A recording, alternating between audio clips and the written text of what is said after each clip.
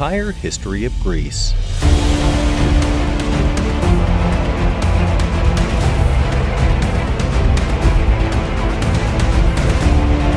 The legacy of ancient Greece is one of the greatest of any Western civilization. Not only have their thoughts and methods influenced every European country, but also those touched by Western imperialism. Greek civilization is known for its advances in philosophy and science, art and architecture, mathematics and sport, and especially in theater and government, many of which have continued on to this day and have been instrumental in further cultural development. So, how did such an influential society come to be? Minoan Greece. Greece has been home to humans for over 200,000 years. Farming reached Greece in 7000 BC, but it wasn't until much later that civilization in Greece began to thrive. The Minoans, named after the legendary King Minos of Crete, were one of the earliest advanced civilizations in Europe. Flourishing from approximately 2700 BCE to 1450 BCE, the Minoans developed sophisticated palace centers, such as Knossos, Phaistos, and Mallia, showcasing advanced architecture, elaborate frescoes, and an early form of writing known as Linear A, a language historians and linguists are still trying to figure out. Minoan society was characterized by trade, seafaring, and a vibrant artistic culture. The Minoans engaged in commerce with other Mediterranean cultures, leading to significant economic prosperity. Their extensive use of the sea contributed to the development of a powerful navy. But despite all that they had going for them, they were still pretty prone to natural disasters. Although no one knows for certain, the decline of the Minoan civilization is often associated with the eruption of the Thera volcano around 1600 BCE, which may have caused environmental and economic challenges.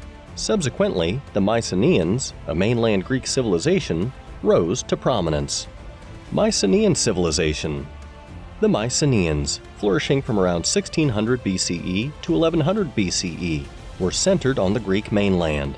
They built fortified palace complexes in cities like Mycenae, Tiryns, and Pylos, showcasing impressive architectural feats such as massive cyclopean walls. The Mycenaeans adopted many aspects of Minoan culture, but had their own distinct characteristics. Linear B, an early form of Greek writing, was used by the Mycenaeans and has been deciphered, providing insights into their administrative and economic activities. The Mycenaeans were also far more brutish as compared to the Minoans, who pretty much had no evidence of warfare among them and were marked by military prowess, along with trade networks and cultural achievements. The warrior elite played a crucial role in Mycenaean society, as depicted in the epic poems attributed to Homer, the Iliad and the Odyssey. Around 1200 BCE, the Late Bronze Age collapse occurred, leading to the decline and eventual collapse of many ancient civilizations, including the Mycenaeans. Various theories, including invasions, internal unrest, and environmental factors, have been proposed to explain this collapse. The Late Bronze Age collapse was followed by the Greek Dark Ages, characterized by a decline in population, loss of written language, and a shift from centralized palace economies to smaller, independent communities. Archaic Greece. Like a phoenix reborn from its ashes, Greece would re-emerge in the Archaic period, 800 to 480 BC, as something much more sophisticated and far-reaching in its impact on the world. Cooler and wetter climates around the Mediterranean led to effective farming, which led to rapid urbanization. This resulted in the rise of polis as the fundamental political and social unit. Each polis was a self-governing city-state, characterized by a central urban area, surrounding territories, chora, and a citizen body. Notable city-states included Athens, Sparta, Corinth, and Thebes. As the city-states competed for power and influence, Greece made significant advancements in the military and political arenas.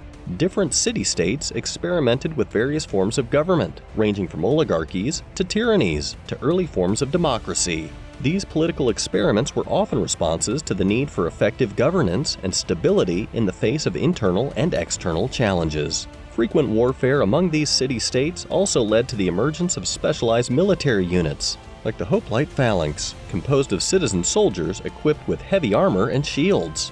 The greatest example of this spirit of competition, though, was the establishment of the Olympic Games, held in Olympia every 4 years. Aside from military and politics, Greece also experienced advancements in artistic and literary expression. The development of black figure and red figure pottery, the introduction of monumental stone sculpture, kouroi and kourai, and the evolution of epic poetry all happened during the Archaic period.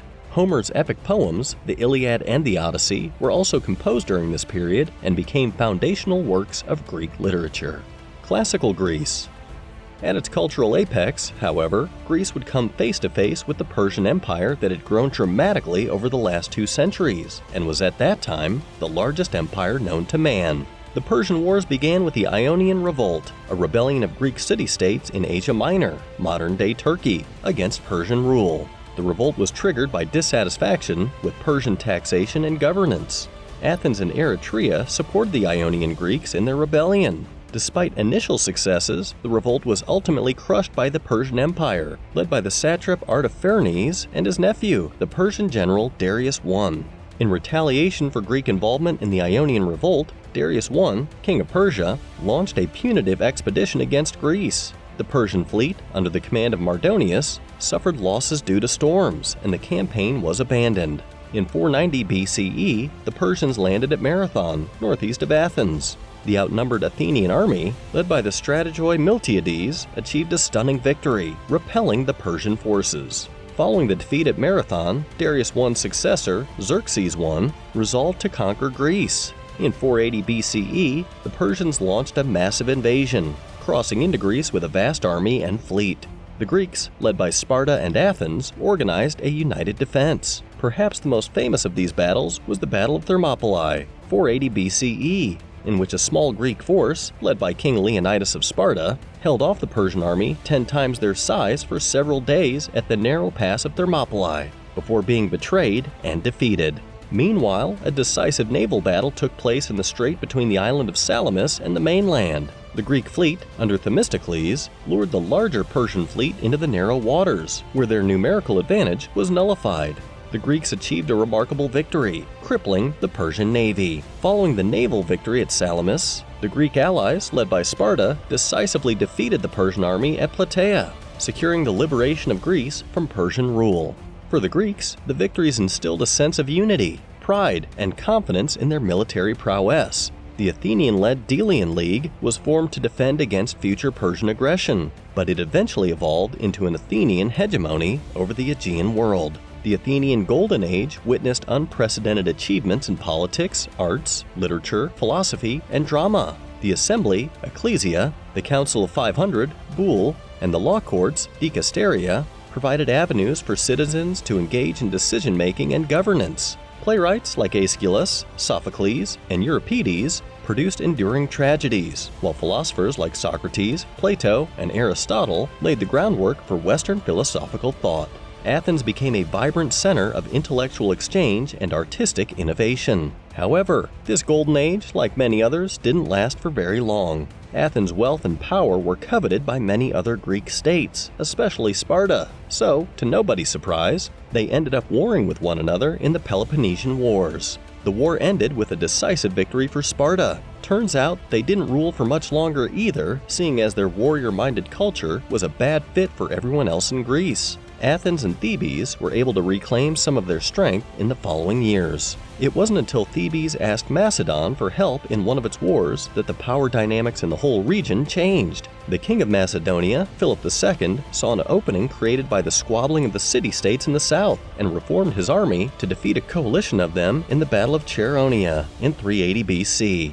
He unified most of Greece under his rule until he was assassinated and succeeded by his son, Alexander. Alexander was even more ambitious and ruthless than his father. From 334 BCE to 323 BCE, he embarked on an unprecedented military campaign, conquering vast territories across the Persian Empire, Egypt, the Near East, and beyond. His conquests brought Greek culture, language, and civilization to the regions he conquered, a phenomenon known as Hellenization.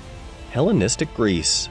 His reign was cut short, though, as he died only at the age of 31. The exact cause of his death remains uncertain, with theories ranging from illness to poisoning. Following his death, his vast empire was left without a clear successor, leading to a period of political instability and conflict known as the Wars of the Diadochi, or Successors. Eventually, the empire was divided among his leading generals, with three main successor kingdoms emerging: the Ptolemaic kingdom in Egypt, ruled by Ptolemy I and his descendants; the Seleucid Empire in the Near East, ruled by Seleucus I and his successors; the Antigonid kingdom in Macedon and Greece, ruled by Antigonus I and his descendants.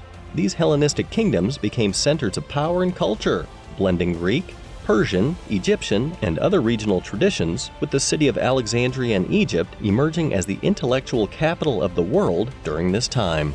Roman Greece. Although Alexander ended up conquering half the world, his plans for the invasion of Rome couldn't go through because of his early demise. Rome, left unchecked, eventually came to dominate not only Greece, but the entire Mediterranean. In 146 BCE, the Roman Republic conquered Greece, incorporating it as a province. Though subjugated Greece maintained some autonomy and remained a center of intellectual and artistic activity, this was because Romans saw that, in so many ways, Greek civilization was superior to theirs. Christianity began to spread in Greece during the Roman period. The Apostle Paul played a crucial role in spreading Christian teachings, particularly through his visits to Corinth and Athens. With the decline of the Western Roman Empire, Greece came under the control of various successor states, including the Byzantine Empire. Byzantine Greece.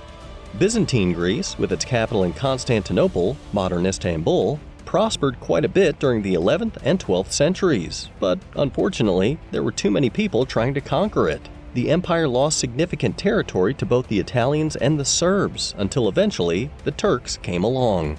Ottoman Greece. The fall of Constantinople to the Ottoman Turks in 1453 marked the end of the Byzantine Empire. Greece came under Ottoman rule, enduring over 4 centuries of occupation.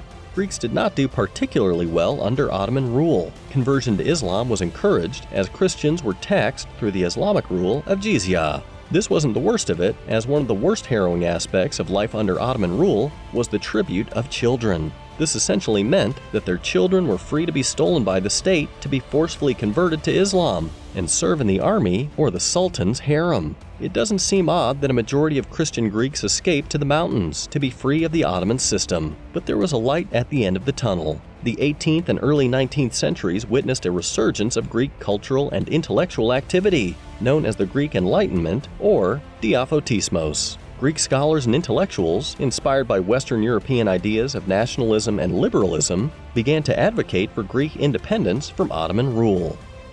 Greek War of Independence.